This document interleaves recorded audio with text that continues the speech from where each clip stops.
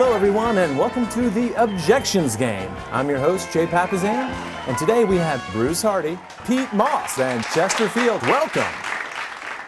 Also joining us in the studio are Jane and John Doe here representing Springfield, their hometown. Welcome. Now Mr. and Mrs. Doe, here's how we play the Objections Game. You're going to present some objections to our agent contestants and we'll see how well they handle them. Based on how they handle them, you can decide who the best agent is to sell your home.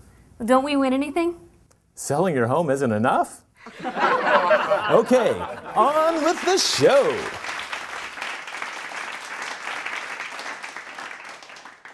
Agent number 1. Our neighbors sold for much more than what you're quoting us. Why can't our list price be higher? One of the things you'll notice is that their properties did not show up in this market analysis that I completed for you. And the reason for that is that they're actually not even the same homes. They've got larger square footage, more amenities, and consequently that is part of the reason why. Now, let me ask you, what did they tell you they sold for? They said $675.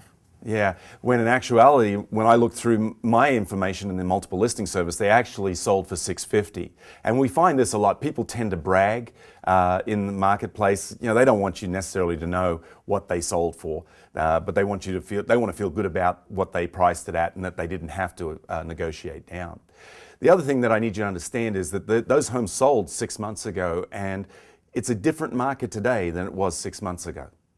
And, you know, I've shared with you the tale of two markets, those homes that are in the market and those homes that are out of the market. And obviously, based on the comparables that I've come up with, in order for you to sell, we need to be in the market, which means we need to price accordingly. We really think we should start off at a higher list price and then come down later, don't you think?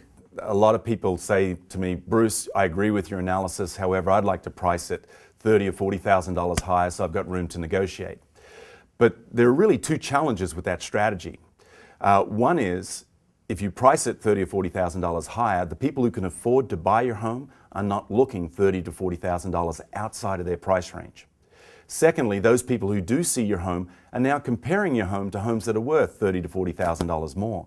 So consequently, you don't receive offers. Now, in our market, the homes that are selling on average within 2 to 3% of list price.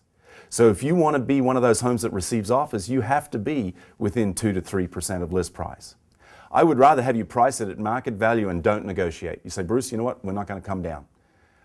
Because if we do that, we're going to get offers. And in fact, I would be happy to bring you 10 offers, have you reject 9 of them because they won't come up to your price, than not bring you any offers at all. Wouldn't you agree with me that that's a better strategy? So you're saying we should set a price and stand firm? Absolutely. You have a much better chance of selling. See, everybody says, Bruce, you know what? I'm willing to negotiate. But unless you have an offer, who do you negotiate with? Agent number 3. Your office is all the way across town. Yeah? So what? Oh, hey! What was that for? May I remind you, those chairs are electrified. On with the show. Okay, agent number 1. Let's say you've just toured our house. Would you be able to tell us the price right then and there? That's a great question. However, I found if I just answer off the cuff like that, I'll either do you a disservice or me an injustice. And what I mean by that is I need to look at all the data. I need to see what comparable properties are actually selling for. And I'm going to look at those that are currently on the market, those that are currently under contract, those that have sold, and of course those that didn't sell, to establish a range of value for you that makes the most sense. Wouldn't you agree that that is better for you than me just giving you my opinion? Because I'm not buying the house. Agent number 2. You're so expensive and others charge less than you. I could bring it down. I could bring it down. Gee whiz, people, why don't you cut me some slack here? Well, that was easy. Yeah, I wonder how he'll do when it comes to negotiating for us. Agent number 1. What about your commission? We've been talking with other agents who said they would do it for less. How quickly did they lower their commission? Oh, I don't know. It was during our first meeting, if that's what you mean. Let me ask you, if they were willing to negotiate their commission that quickly, how do you think they're going to be in negotiating the price of your home? I can see your point, but they seem pretty confident they could sell the house. Let me ask you, if they were good negotiator, don't you think that, one, they would be able to get their commission? Because, see, there is a cost to doing business. And if you make the cost your only value proposition, there is always somebody willing to go less than that. And I'll tell you, there are people out there, I'm sure you can find, who will do it cheaper than the people you've already met with. But let me ask you, did they share with you their track record in terms of the number of transactions they're actually closing? I don't remember that. That doesn't surprise me. What about their marketing plan? Did they have a comprehensive marketing plan for your property? Well, they showed us some of the marketing they could do, but comprehensive, I don't know. You understand that there is a cost to actually marketing the property. And by the way, with my easy exit listing agreement, when I sign a contract with you, what it really means is that I agree to spend my money knowing full well that I'm not going to get paid unless I get the job done. Your commission is still the highest of all the other agents we've looked at. Do you understand how the commission works? Let me give you an example. Let's say I had 6 $1 bills here, and this represented the total commission. Now, because we're in a cooperative business, one of the things that we do is we're going to offer half of our commission to any other realtor in the MLS who can bring a buyer to you. So I'm going to use half of that for that. Now, I've got $3 left. Now, one of those is going to go towards the marketing of your property. The second one is going to go to my broker, and I can't do anything about that. We all pay our broker. The third is going to go to my family. Now, let me ask you, if we were to take away any of these dollar bills, which ones would you want to take away? Good point. Good point. Agent number 3, we don't have to sell right now, but we'd really... So what are you bothering me for?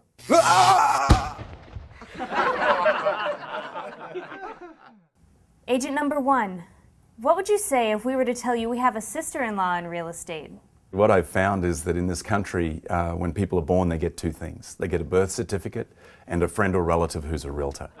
Let's say you had a friend or relative who's a general practitioner doc. You know, you've got a great relationship, you golf with them every weekend, really good friend, and you needed brain surgery.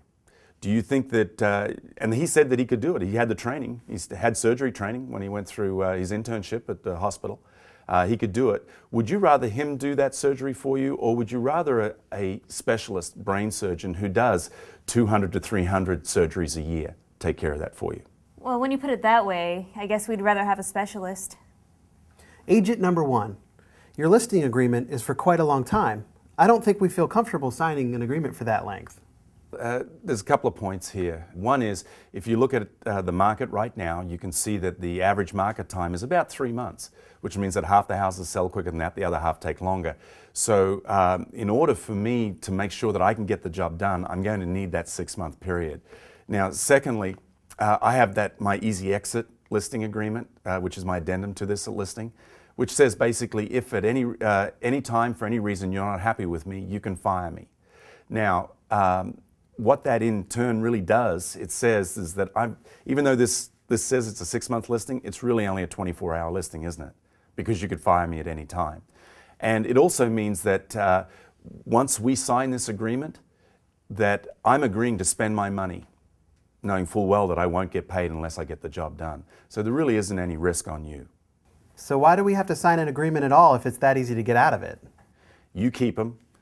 In fact, we'll fill out all the paperwork. We'll leave the signatures off. I'll leave the paperwork with you. If you decide that, yes, this is indeed the right track to go on, I'll have you just simply sign it, call me, I'll have my courier come over and pick it up, and we'll get you on the market right away.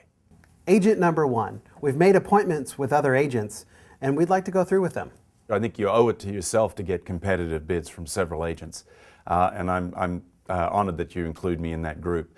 Now, is my appointment, am I meeting you before those other agents or after you've met with all the other agents? Actually, you're in the middle. I tell you what, can we do this? Can we reschedule my appointment so that I'm the last person in there? I want you to see what everybody else has done so that when I get there and show you what I do, that you can compare apples with apples. Okay, we can do that. Let me just say, you may get some pressure from one or more of the agents to sign right then and there, but I would encourage you, you need to have these competitive bids. So would you be willing to commit to me that you won't sign an agreement until we meet? And then, you know, you may not choose me either, by the way, but at least give me the opportunity to visit with you.